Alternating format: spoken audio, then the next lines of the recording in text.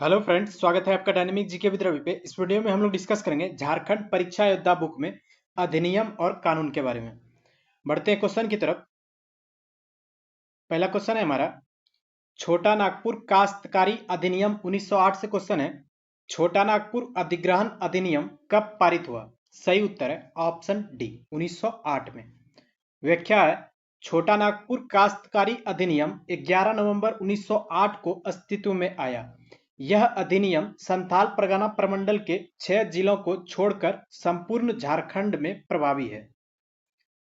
छोटा नागपुर काश्तकारी अधिनियम अधिनियमित किया गया था। सही उत्तर है ऑप्शन बी, 11 नवंबर 1908 को। छोटा नागपुर काश्तकारी कानून कब लागू हुआ था? सही उत्तर है ऑप्शन डी, 1908 में। ब्रिटिश सरकार ने किस वर्ष छोटा नागपुर काश्तकारी अधिनियम पेश किया था? सही उत्तर है ऑप्शन डी, 1908 में।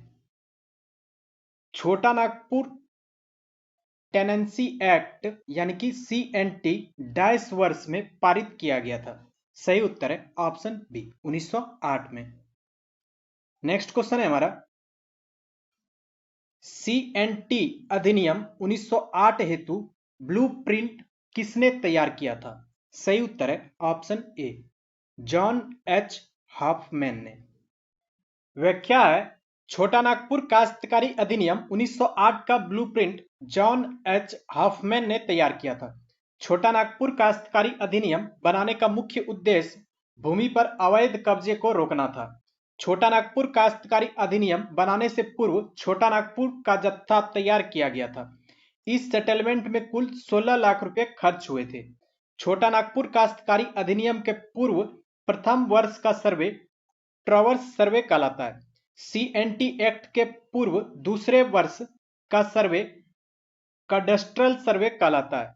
छोटा नागपुर काश्तकारी अधिनियम 1908 को तैयार करने में doctor Davison, Hoffman, captain Grey, captain Depree, Grister Oliphant, colonel ED Dalton, commissioner Grimley, major Hurst, commissioner Slack, settlement officer Lister, Reid तथा सिफ्टन, राखाल दास आदि का महत्वपूर्ण योगदान रहा। नेक्स्ट है, CNT अधिनियम 1908 हेतु ब्लूप्रिंट किसने तैयार किया था? सही उत्तर है option D, John H Hoffman ने। CNT एक्ट में अध्यायों की कुल संख्या डैश है? सही उत्तर है ऑप्शन ए, 19 है। छोटा नागपुर काश्तकारी अधिनियम 1908 में कुल 19 अध्याय एवं 271 धाराएं हैं। छोटा नागपुर काश्तकारी अधिनियम 1908 मुंडारी, खुटकट्टी, भुईहरी, कोडकर आदि जमीनों की रक्षा के लिए बनाया गया था। CNT एक्ट एक नजर में अध्याय दिया गया है, विषय दिया गया और एक तरफ धारा दिया गया। देखते हैं एक एक करके। पहला अध्याय संक्षिप्त नाम तथा प्रसार, धारा 1 से 3। दूसरा काश्तकारों के वर्ग, धारा 4 से 8। तीसरा भूधारक, धारा 9 से 15। चौथा अधिभोगी रैयत, धारा 16 से 36। पांचवा खुटकट्टी अधिकार प्राप्त रैयत, धारा 37। छठा अंधिभोगी रैयत, धारा 38 से 42। सातवां अध्याय 4 तथा 6 से छूट प्राप्त भूमियां, धारा 43। आठवां जोतों और भूधृतियों के पट्टे और अंतरण, धारा 44 से 51। 9 लगान के बारे में साधारण उपबंध, धारा 52 से 63। अध्याय 9A बंजर भूमि का बंदोबस्त, धारा 63 क से 63 ख तक। 10 भूस्वामी तथा काश्तकारी के लिए प्रकीर्ण उपबंध, धारा 64 से 75। 11 रूढ़ी और संविदा, धारा 76 से 79। 12 अधिकार अभिलेख और लगानों का निर्धारण, धारा 80 से 100। 13 भूमि संबंधी शर्त एवं उनका रूपांतरण और अभिलेख, धारा 100 से 117। 14 भूस्वामियों की विशेषाधिकार युक्त भूमि का अभिलेख, धारा 118 से 126 15 अधिकार अभिलेख तथा खुटकट्टी अधिकार वाले रैयत, ग्राम मुखिया तथा अभिधारियों के अन्य वर्गों की बाध्यताएं। धारा 127 से 134 16 उपायुक्त द्वारा संज्ञेय विषयों की न्यायिक प्रक्रिया। धारा 135 से 229 17 परिसीमा। धारा 230 से 238 18 मुंडरी खुटकिट्टीदारों के विषय में विशेष उपबंध। धारा 239 से 256 19 अनुपूरक उपबंध। धारा 257 से 271। नेक्स्ट है CNT एक्ट के 22 अध्याय में काश्तकार समाज पर चर्चा की गई है। सही उत्तर है ऑप्शन सी सेकंड में। व्याख्या है छोटा नागपुर काश्तकारी अधिनियम के अध्याय 2 में काश्तकारों के वर्ग की चर्चा की गई है। काश्तकारों का वर्ग इस अधिनियम के अंतर्गत काश्तकारों के 4 प्रकार निर्धारित किए गए हैं।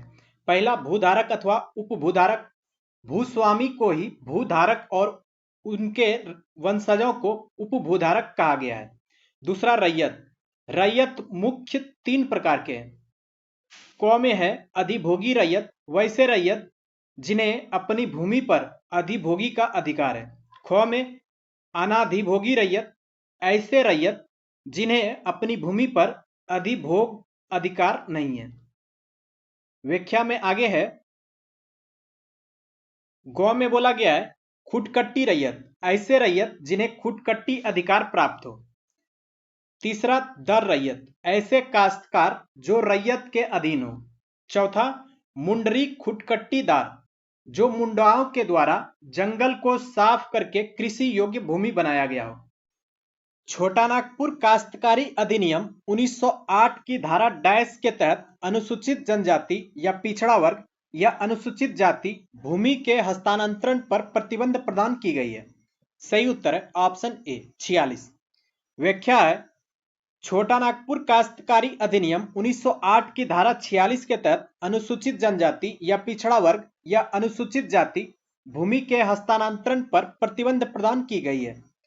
धारा 46 रैयतों द्वारा अपने अधिकारों के अंतरण पर प्रतिबंध। रैयत अपनी जोत या उसके किसी भी भाग को बंधक, विक्रय, दान, एग्रीमेंट अथवा स्थानांतरण किसी भी हद तक मान्य नहीं होगा।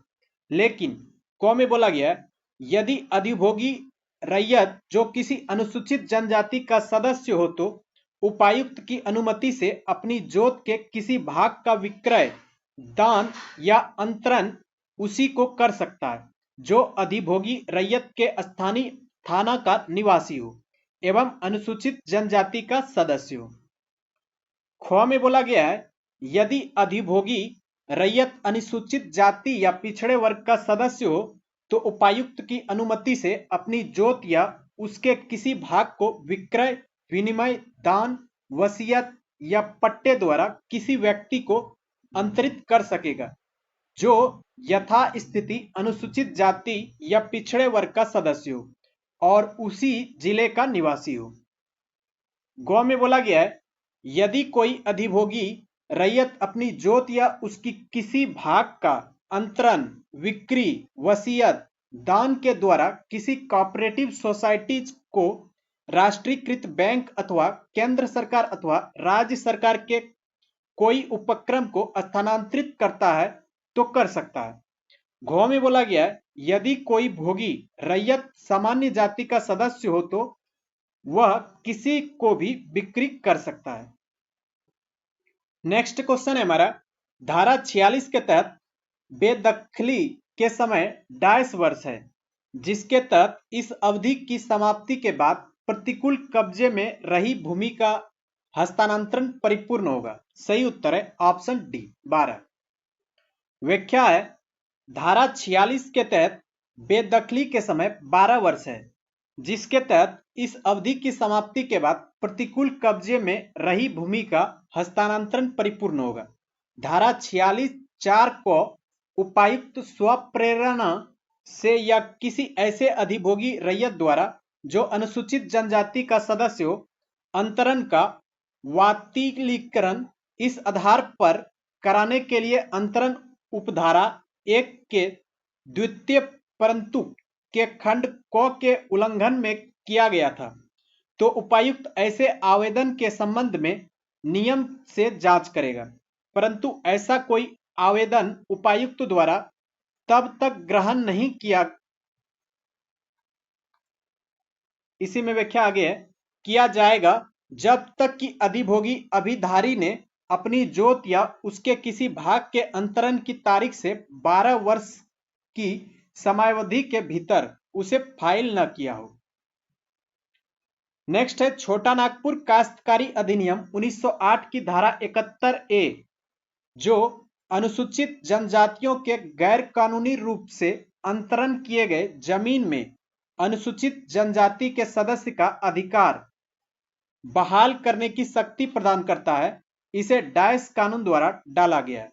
सही उत्तर है ऑप्शन बी, बिहार अनुसूचित क्षेत्र नियम 1969। व्याख्या देख लेते हैं। छोटा नागपुर काश्तकारी अधिनियम 1908 की धारा 71A, जो अनुसूचित जनजातियों के गैर कानूनी रूप से अंतरण किए गए जमीन में अनुसूचित जनजाति के सदस्य का अधिकार बहाल करने की शक्ति प्रदान करता है। इसे बिहार अनुसूचित क्षेत्र नियम 1969 कानून द्वारा डाला गया है। धारा 71A के तहत विधि विरुद्ध अंतरित भूमि पर अनुसूचित जनजातियों के सदस्य को कब्जा प्रत्यावर्तित करने की शक्ति उपायुक्त में अंतर्निहित रहेगी। नेक्स्ट है छोटा नागपुर काश्तकारी अधिनियम 1908 के अंतर्गत एक कन्या खूट कट्टीदार को, इसका सही उत्तर है ऑप्शन ए, पैतृक संपत्ति पर उत्तराधिकार के अधिकार अपवर्जित है। व्याख्या है छोटा नागपुर काश्तकारी अधिनियम 1908 के अंतर्गत खूट कट्टीदार की महिला को पैतृक संपत्ति पर विरासत के अधिकार से बाहर रखा गया है। छोटा नागपुर काश्तकारी अधिनियम 1869 के अंतर्गत पद भुईहरी रैयती की परिभाषा में सम्मिलित किया गया है। सही उत्तर है ऑप्शन बी, भूत खेत को। व्याख्या है छोटा नागपुर काश्तकारी अधिनियम 1869 के अंतर्गत पद भूईहरी रैयती की परिभाषा में भूत खेत, डली कटारी, पहनई तथा महतोई शब्द परिभाषित है। छोटा नागपुर काश्तकारी अधिनियम की कौन सी धारा भूमि के उपयोग के संबंध में अधिभोगी रैयत के अधिकार के बारे में प्रावधान करती है? सही उत्तर है ऑप्शन डी, धारा 21। इसका व्याख्या देख लेते हैं। छोटा नागपुर काश्तकारी अधिनियम की धारा 21 भूमि के उपयोग के संबंध में अधिभोगी रैयत के अधिकार के बारे में प्रावधान करती है। धारा 21 बोला गया है, भूमि के उपयोग के संबंध में अधिभोगी रैयत के अधिकार, किसी रैयत को किसी भूमि पर अधिभोगी अधिकार हो तो वह उस समय भूमि का उपयोग स्थानीय रूढ़ी या प्रथा पर ध्यान दिए बिना कृषि कार्य कर सकता है। शर्त है कि भूमि का मूल्य कम नहीं हो और खेती के लिए अनुपयुक्त नहीं हो। छोटा नागपुर काश्तकारी अधिनियम के अंतर्गत सर्वेक्षण करने और अधिकार अभिलेख तैयार करने का आदेश देने की शक्ति किसमें है? सही उत्तर है ऑप्शन बी, राजस्व अधिकारी में है। धारा 119 भूस्वामी की विशेषाधिकार युक्त भूमि का सर्वेक्षण और अभिलेख का निर्देश देने की शक्ति राजस्व अधिकारी को है। नेक्स्ट है कोरकर भूमि को जाना जाता है। सही उत्तर है ऑप्शन डी, यह सभी, यानी कि कोरकर भूमि को बाभला खनवत में जाना जाता है, जल शासन में जाना जाता है और अरियत के रूप में। व्याख्या देख लेते हैं। कोरकर या कोडकर भूमि से तात्पर्य ऐसी बंजर या जंगली भूमि से है जिसे भूस्वामी के अतिरिक्त किसी कृषक द्वारा तैयार की गई हो। इसे बाभला खनवत, जलशासन तथा अरियत के नाम से भी जाना जाता है। निम्नलिखित में से कौन काश्तकारी के वर्ग में से नहीं है? सही उत्तर है ऑप्शन डी, भुईहारी खुटकट्टीदार। वह व्यक्ति जो किसी अन्य व्यक्ति के अधीन भूमि धारण करता हो तथा उसका लगान चुकाने का दायी हो, काश्तकार कहलाता है। काश्तकारी वर्ग के अंतर्गत भूधारक, रैयत, दर रैयत तथा मुंडरी खुटकट्टीदार को शामिल किया गया है। नेक्स्ट है, बंजर भूमि की बंदोबस्ती को निरस्त किया जा सकता है यदि उस पर खेती नहीं की जाती है। सही उत्तर है ऑप्शन सी, 5 साल। व्याख्या है, छोटा नागपुर काश्तकारी अधिनियम 1908 के अध्याय 9 को बंजर भूमि की बंदोबस्ती से संबंधित है। इस अधिनियम की धारा 63 ख के तहत बंजर भूमि की बंदोबस्ती को निरस्त किया जा सकता है यदि उस पर बंदोबस्त की 5 वर्षों की अवधि तक खेती नहीं की गई हो। नेक्स्ट क्वेश्चन है हमारा, संथाल परगना काश्तकारी अधिनियम 1949 से। संथाल परगना काश्तकारी अधिनियम 1949 के तहत खास गांव से तात्पर्य ऐसे गांव से है जहां, सही उत्तर है ऑप्शन सी, जहां कोई मूल रैयत ना हो और कोई मुखिया ना हो। व्याख्या देख लेते हैं, संथाल परगना काश्तकारी अधिनियम 1949 के तहत खास गांव से तात्पर्य एक ऐसे गांव से है जहां ना तो मूल रैयत हो, ना उस समय के लिए कोई ग्राम प्रमुख यानी मुखिया हो। संथाल परगना इंक्वायरी कमेटी का गठन 1937 ईस्वी में हुआ था।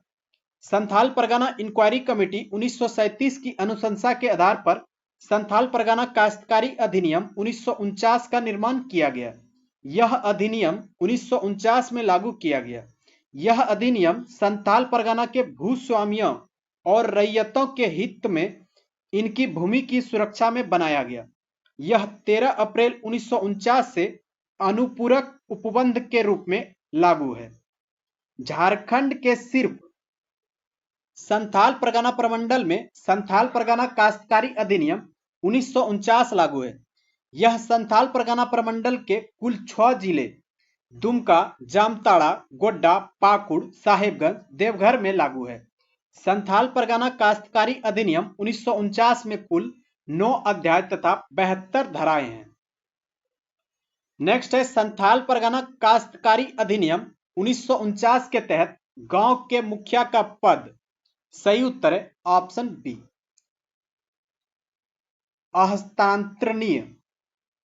व्याख्या है, संथाल परगना काश्तकारी अधिनियम 1949 की धारा 9 के तहत गांव के मुखिया यानी ग्राम प्रधान का पद अहस्तांतरणीय है, अर्थात ग्राम प्रधान को पद परिवर्तन करने का अधिकार नहीं है।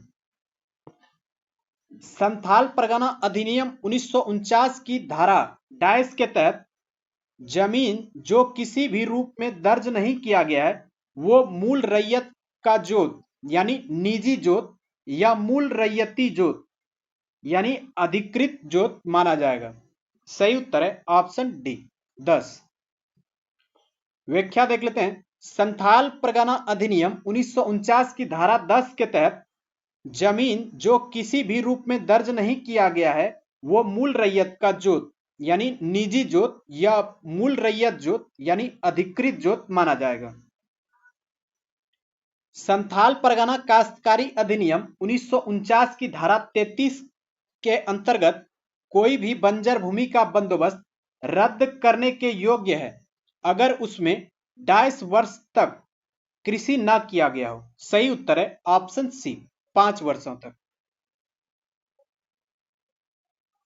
व्याख्या देख लेते हैं, संथाल परगना काश्तकारी अधिनियम 1949 की धारा 33 के अंतर्गत कोई भी बंजर भूमि का बंदोबस्त रद्द करने के योग्य है अगर उसमें 5 वर्षों तक कृषि न किया गया हो।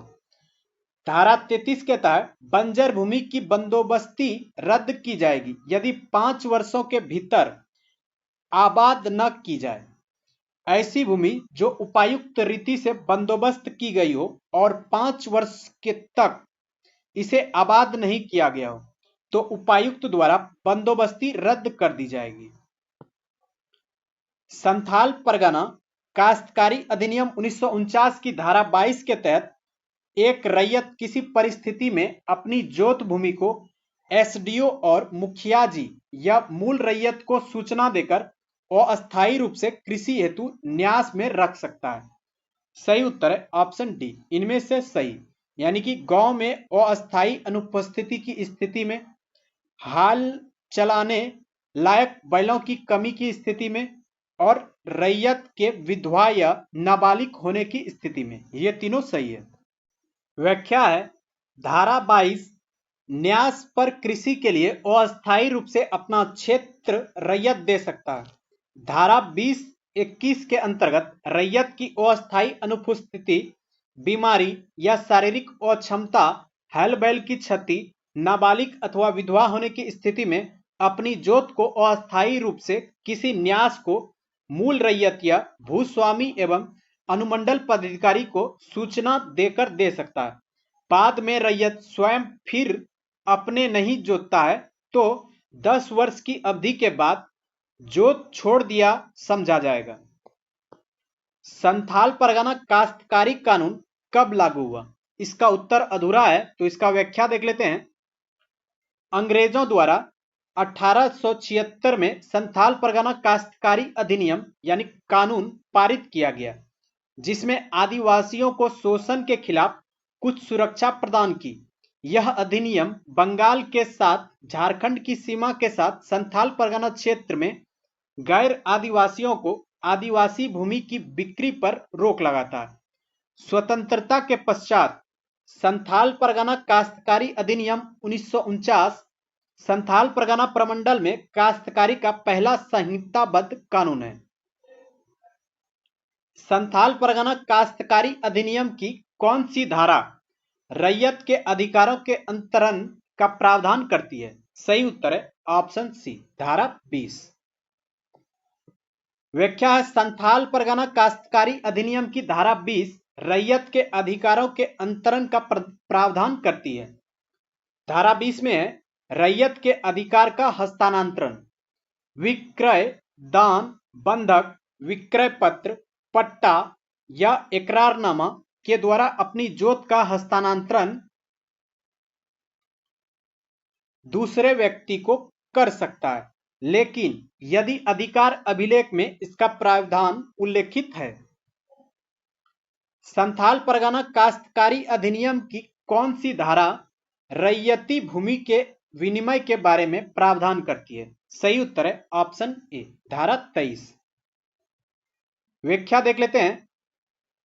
धारा 23 रैयती भूमि का विनिमय, जो रैयती अपनी भूमि को अदला बदली करने की इच्छा रखते हैं, उपायुक्त की अनुमति से कर सकते हैं।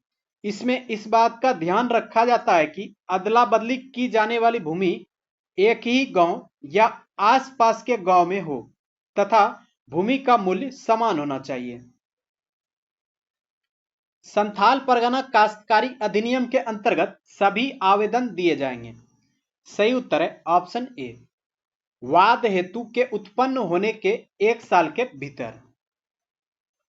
संथाल परगना काश्तकारी अधिनियम के अंतर्गत सभी आवेदन दिए जाएंगे वाद हेतु के उत्पन्न होने के 1 साल के भीतर। संथाल परगना काश्तकारी अधिनियम के अंतर्गत पुनराविलोकन का प्रावधान वर्णित किया गया है। सही उत्तर है ऑप्शन ए, धारा 60। संथाल परगना काश्तकारी अधिनियम के अंतर्गत धारा 60 में पुनराविलोकन का प्रावधान वर्णित किया गया है। धारा 60 कहता है, पुनर्निरीक्षण उपायुक्त के आदेश का पुनर्निरीक्षण उपायुक्त के न्यायालय में किया जा सकता है। बिहार में अनुसूचित क्षेत्र विनियमन अधिनियम डैश में बनाया गया था। सही उत्तर है ऑप्शन ए, 1969 में बनाया गया था। बिहार अनुसूचित क्षेत्र विनियमन अधिनियम 1969 में पारित किया गया है। यह अधिनियम अवैध भूमि की हस्तांतरण की रोकथाम व वैधीकरण हेतु बनाया गया था। इसके तहत एक विशेष कोर्ट की स्थापना की गई, तथा आदिवासी जमीन के हस्तांतरण एवं विक्रय के संबंध में उपायुक्त को विशेष शक्तियां प्रदान की गई। इसके तहत उपायुक्त की अनुमति के बिना एक आदिवासी द्वारा दूसरे आदिवासी भूमि का हस्तांतरण या बिक्री नहीं किया जा सकता है। आगे बढ़ते हैं। विविध अधिनियम या कानून। क्वेश्चन है, जब ब्रिटिश कंपनी द्वारा जंगलों से सामग्रियों या उप उत्पादों को इकट्ठा करने के लिए प्रतिबंधित किया गया था तो आदिवासियों द्वारा किस अधिनियम का विरोध किया गया था? सही उत्तर है option D, Indian forest act 1878 का विरोध किया गया था। व्याख्या है, इंडियन फॉरेस्ट एक्ट 1878 वनों पर नियंत्रण स्थापित करने की सरकार की नीति का विस्तार था। इस अधिनियम का मूल उद्देश्य आरक्षित वन में स्थानीय अधिकारों को हटाना और उन्हें विशेष रूप से सरकारी भंडार के रूप में रखना था। इस अधिनियम द्वारा ब्रिटिश प्रशासन ने सभी बंजर भूमि की संप्रभुता हासिल कर ली, जिसमें परिभाषित वन भी शामिल थे। इस अधिनियम ने प्रशासन को आरक्षित और संरक्षित वनों का सीमांकन करने में भी समीक्षा बनाया। संरक्षित वनों के मामले में स्थानीय लोगों के अधिकारों को वापस ले लिया गया था, जबकि कुछ विशेषाधिकार जो सरकार द्वारा स्थानीय लोगों को दिए गए थे, जिन्हें कभी भी वापस लिया जा सकता था। इस अधिनियम ने वनों को 3 श्रेणियों आरक्षित वनों, संरक्षित वनों और ग्राम वनों में वर्गीकृत किया। इसने वनवासियों द्वारा वनोपज के संग्रहण को विनियमित करने का प्रयास किया और इस नीति में वनों पर राज्य नियंत्रण स्थापित करने के लिए अपराध और कारावास तथा जुर्माने के रूप में कुछ गतिविधियां लागू की गई।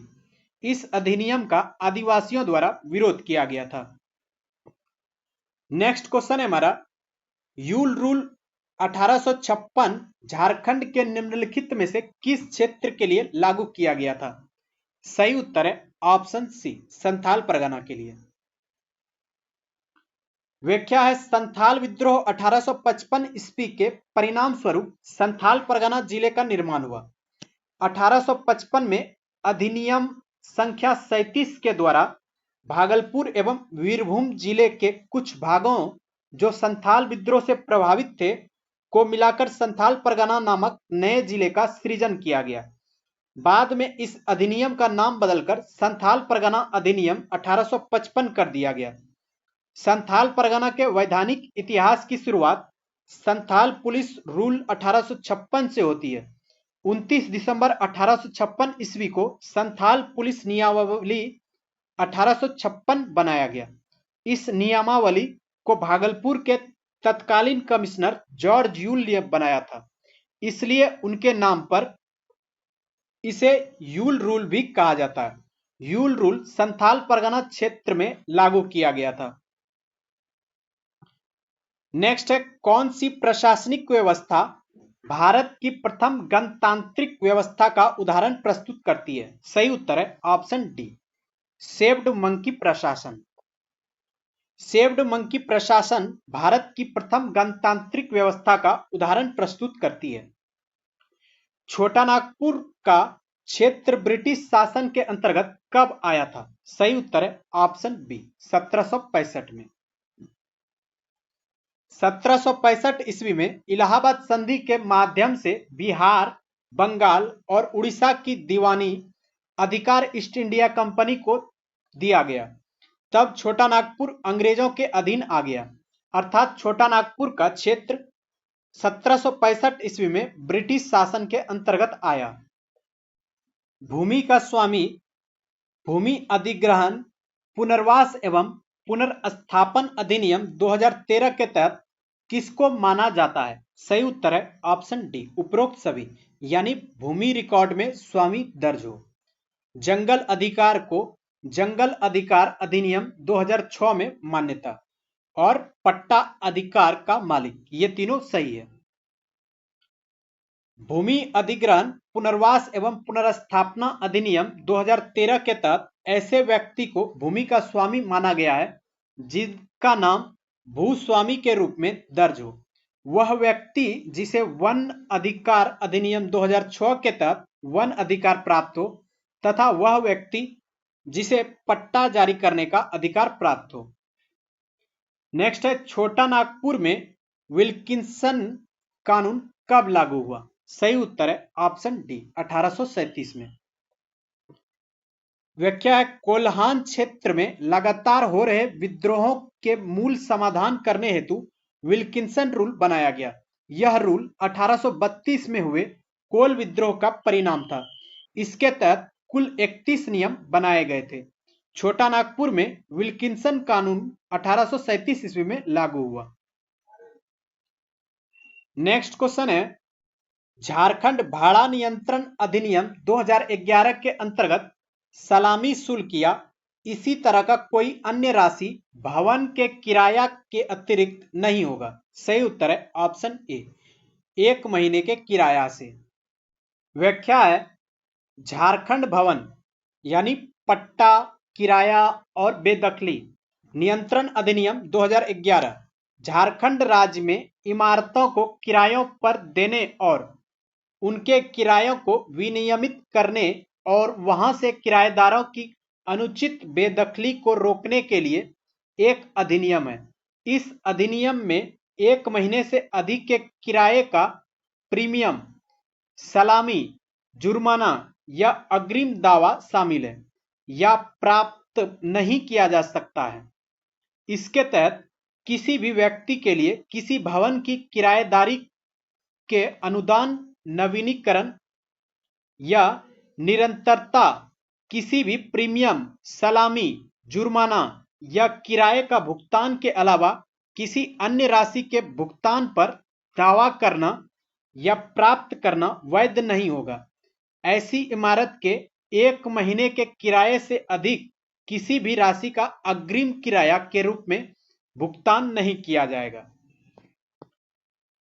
नेक्स्ट है, पब्लिक प्राइवेट पार्टनरशिप परियोजना के लिए जमीन के अधिग्रहण के वास्ते कितने प्रतिशत लोगों की स्वेच्छा का प्रावधान भूमि अधिग्रहण पुनर्वास एवं पुनर्स्थापना अधिनियम 2013 के तहत है? सही उत्तर है ऑप्शन सी, 70%। व्याख्या देख लेते हैं, भूमि अधिग्रहण पुनर्वास एवं पुनर्स्थापन अधिनियम 2013 के तहत पब्लिक प्राइवेट पार्टनरशिप योजना के मामले में 70% भूमि मालिकों की और निजी संस्थाओं के मामले में 80% भूमि मालिकों की सहमति की जरूरत है। सरकारी परियोजना के लिए किसी सहमति की जरूरत नहीं है। इस अधिनियम के तहत 5 प्रकार की परियोजनाओं के लिए भूमि मालिकों की सहमति प्राप्त करने की जरूरत नहीं है, जैसे रक्षा, ग्रामीण मूलभूत सुविधाएं, सस्ते आवास, औद्योगिक गलियारे और मूलभूत सुविधाएं जिनमें पब्लिक प्राइवेट पार्टनरशिप शामिल है, जहां भूमि की मालिक सरकार है। ओके फ्रेंड्स, इस वीडियो में यहीं तक। उम्मीद करता हूं कि आप लोगों को ये वीडियो अच्छी लगी होगी। अगर चैनल पे नए हैं तो सब्सक्राइब कर लीजिए। मिलते हैं जल्द एक नए वीडियो में। Okay, thank you.